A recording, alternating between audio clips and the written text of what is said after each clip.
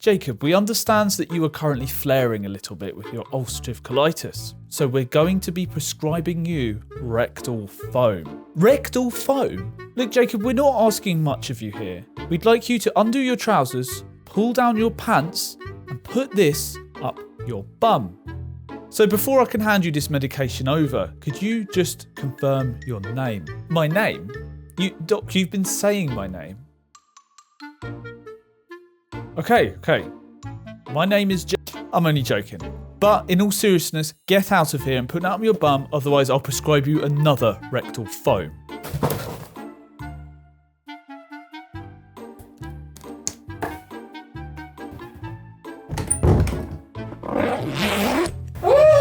Hello, my name is Jacob and I've been diagnosed with ulcerative colitis for over 10 years. And over that time, I've had experiences of all sorts of medications, including enemas. And today we're focusing on a class of enemas called foam enemas. And I've got two of the most commonly used ones right here, which I have had loads of experience using myself. So the main thing that I find when you get prescribed a foam enema is confusion. You're like, what? I have to put what inside of me and where? Because usually you're taking oral medication. You're taking a pill or you're taking some granules and it's going to release itself inside of your gut. And that's when all the good things are going to happen. But with these, they get administered right to where the inflammation is. And that's one of the great benefits of these sort of medications. If you're going to be injecting it right into the site of the pain, and then it's not going to affect the rest of your body. So it doesn't have to go through, your digestive system. Your body doesn't have to break it down. There isn't the chance of it releasing too early. It's going right to where it needs to be, and it's going to be doing what it needs to do. And the idea is that you'd squirt it, and then it would be inside of you, and you go to sleep, and you sleep for as long as you can whilst holding it in, and then it's doing all of its good stuff. And you might be able to get away with a lower dose of medication. So not only are you at a lower risk of getting side effects because you're not digesting it, it's not going through the rest of your body, but you're also having a greater chance of the medication being more effective at a lower dose. So there are a lot of benefits. So why would you not want to take this? Well, the main downside is you have to put it up your bum, and it's can be difficult to hold it in there for the amount of time it needs to be.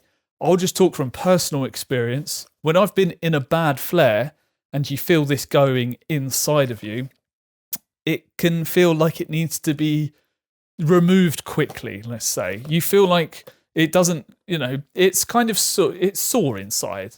It's hard to hold stuff inside of your butt. So it's almost like your body wants to eject it immediately. And it's a battle. It's the first 5 minutes from when I've done it. You squirt it in. First 5 minutes, it's like you're trying to hold it in. I'm holding it in. And then once the 5 minutes have passed, you can sort of relax. But you can always just sort of feel it in there to a point. So I've got two medications. Let's talk about Salifac, which is mesalamine. Salifac's probably just a brand name. But it's mesalamine that if you've been prescribed any medications, you're probably aware of mesalamine because it's one of the first medications you get prescribed for with ulcerative colitis. So with this version, like I said, it's going straight to where it needs to be. I never personally had any side effects with this medication. And when it was working for me, it worked very well. It very quickly brought my flare down. It brought me out of flare a number of times. But for me personally, mesalamine just didn't cut it over the long term. Short term, it did work well though. For when it did work, and I got prescribed this quite early on, it worked very well. And the thing is, I remember my specialist saying to me that 5 grams is the sort of dose where it becomes almost toxic. And I was taking 4 grams a day of sachets. These sachets with granules in. So I was on 4 grams, and I was on 4 grams for years and years and years. The whole time I was on it, basically. And I remember I was prescribed this and told I'll take this as well. And I thought, or maybe I just read up that 5 grams was the toxic dose. And I remember I asked my specialist, I said, this puts me into the 5 gram territory. Is that not toxic? And she said, oh, don't worry about it. And to be fair, she was right. I had nothing to worry about. It was very quick and easy. I don't know why I said it's very quick and easy. I dealt with 5 grams just fine. And if I take a look inside, you just get this little pump. This one's brand new, completely unused. You got this, and you break off this plastic bit, and then you apply a nozzle. Now, luckily, with this brand, they all are soft plastic nozzles, and they're pre-lubed. Now, I'm going to talk about this more later, but it being pre-lubed is actually very handy. And the fact it's a soft, pliable plastic. Because, yeah, the most difficult part is actually getting it inside of you. And they basically come in these little bags. So once you've used it, you take off the nozzle, you put it in here, and you just chuck it in the bin. And there you go, you're done. And with this, it would be upside down. And then that's when you actually square it. Because when you can tell because the text is actually this way round. But you'd have it like this, with it up your bum, and you squirt it. And it actually has directions on the back, which basically says, put the nozzle on, put it on, turn it upside down, and then it actually has a picture of a bum, and it's bent over with the nozzle up his bum. And that's what you do. You just bend over and do it. Now, I've had many embarrassing moments trying to get it up there because sometimes it can be difficult. But that one in particular goes up pretty easy.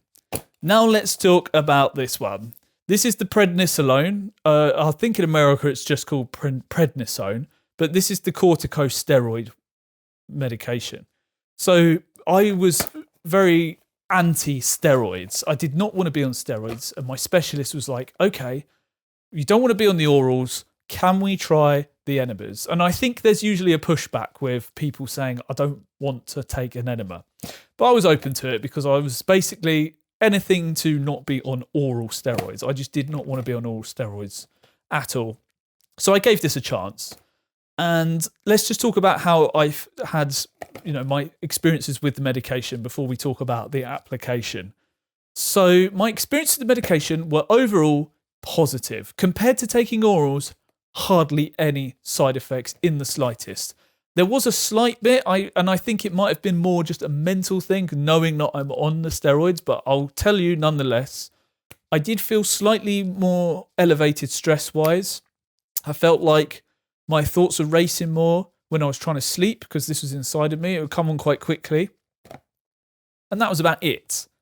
So if any of you have been on prednisone or prednisolone, you'll know that there are a lot of side effects. And I could tell you, I've been on it. It's horrible. I'll talk about that in another video. But this basically had none of the side effects. Was it effective? I can't really remember it really working that well for me. I think it did the first time I used it. But it did sort of wane as time went on. I just think I was still trying to find a medication that worked for me. So let's talk about applications. Again, this is completely new and unused. I've just got it in case I flare. That's another thing. Always stock up on your medications because flares come on randomly. And if you've got the medications, you can just use them when you need them. So again, it's got this little plastic nibby bit that you break off and then you can use. And you'll notice that this is a lot smaller. You get about the same uses out of it, actually. I think the volume liquid is greater in the mesalamine, whereas the volume of liquid in this one, not so much. So with this brand in particular, I've got one of the nozzles here. Oh, for when I filmed the intro. I've got, see, it's a lot longer for one. It's a lot longer and it's harder. Look at this. I mean, it looks flexible now, but I've had very bad experiences with this nozzle and I just need to tell you about them. So first of all, the plastic they use here, well, the hull, it always felt very sharp going in. So this would hurt. I mean, it feels quite, I can catch my finger on it. Not pleasant in the slightest. You do get plastic bags buried down here to bin them. And they're just a bit more awkward to get out. I think sometimes I just get annoyed by it, especially when you're like, you've just put it up there and it's been a pain to get it in. You just want to get it in the bin. And this is the most important thing. I mentioned lube earlier. These are unlubed. What were they thinking when they put this together? Mr. Salifac over here, very good job. I got, like, if I'm just reviewing these, 10 out of 10. Soft nozzles, pre-lubed, goes in easy. This Essential Generics, apparently you made this, 1 out of 10. Absolutely rubbish, caused me pain, and it seems to be the only company that do it. So if you're in the market for making this sort of thing, patient experience here, make it soft and pre-lubed. And this thing, like I said, it's sharp, for God's sake. I've actually had a lot of pain trying to shove this in. Biggest tip, if you're going to be on this sort of thing, get some lube. It's the only way I could get it up there. I tell you what, I've spent time where I've been bent over trying to push this in, and it won't go in, and it's almost like my butt is clenching because it bloody hurts, and it's like a little knife catching on my skin, trying to go in. Pain. And where is this? I said it has less volume of liquid, but this feels more like a liquid compared to the Salifac. The Salifac feels like a foam. Just want to talk about it being a foam and not a liquid for a second.